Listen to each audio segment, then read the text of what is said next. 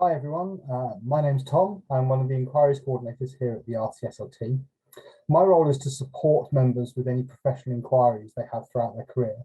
And a big part of that is supporting students and newly qualified therapists through their transition from students to newly qualified therapists. As part of this, we're able to guide you through your NQP competencies. And today I'm going to talk you through and try and answer a few of the key questions NQPs have when they're starting their framework. Hopefully you've all seen what the framework looks like in Mark's video on the CPD diary. If not, I do urge you to have a look at his walkthrough, as he'll take you through what the diary looks like, how to add activities to the goals, etc.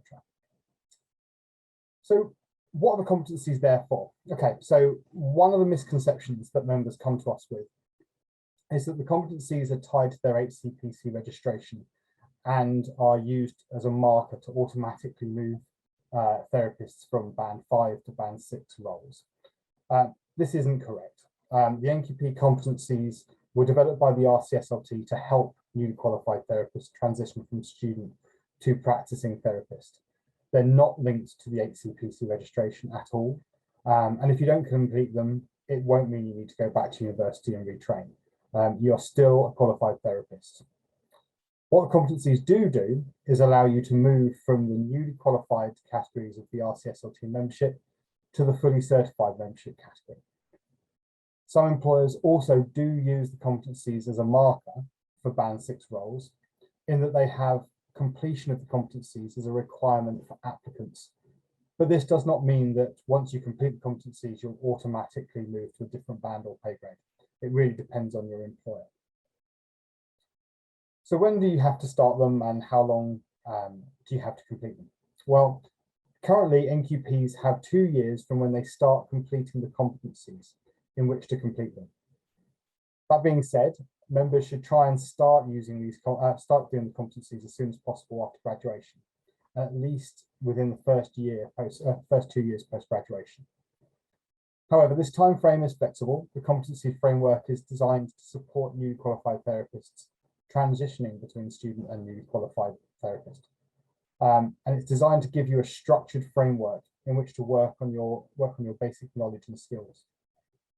With this in mind, the timeframe is completely flexible, and we're able to provide extensions on a case-by-case basis.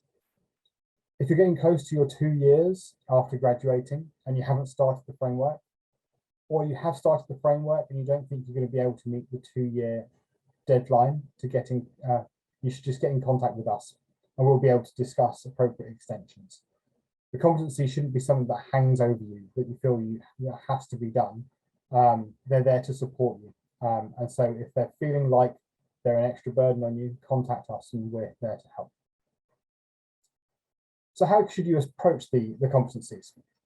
So they've been designed to be quite open, which allows flexibility for you to use them in any setting you're working in. They're also now completed online, which means they're much easier to complete and get signed off as you're working. We would suggest the competencies and goals should be signed off whenever you have provided enough evidence to meet each goal. They shouldn't be kept to be signed off all at once at the end of the framework. As you're going along, as you're adding in activities, the supervisor should be signing each goal off as you're completing them. The best way to approach the framework is to look at them with your supervisor in one of your first supervision sessions. That way you'll be able to agree what evidence is needed to meet each goal, and you can put a plan in place as to what you need in order to complete them. You can work on multiple goals at the same time. There's no set amount of evidence needed. Some goals might be easier than others to sign off. Some may require one piece of evidence, some may require a little bit more evidence. By making a plan together, it'll be easier to identify those goals which will be easier to sign off and get these completed straight away, so you can work on those that may need a bit more evidence. Evidence for the goals can come in many forms, and it's important to remember that reflective accounts on the work you're doing is just as valid as completing a course or doing some online work. At present, there is only the option to add one supervisor. However, it may be that you work with multiple therapists for different parts of your role.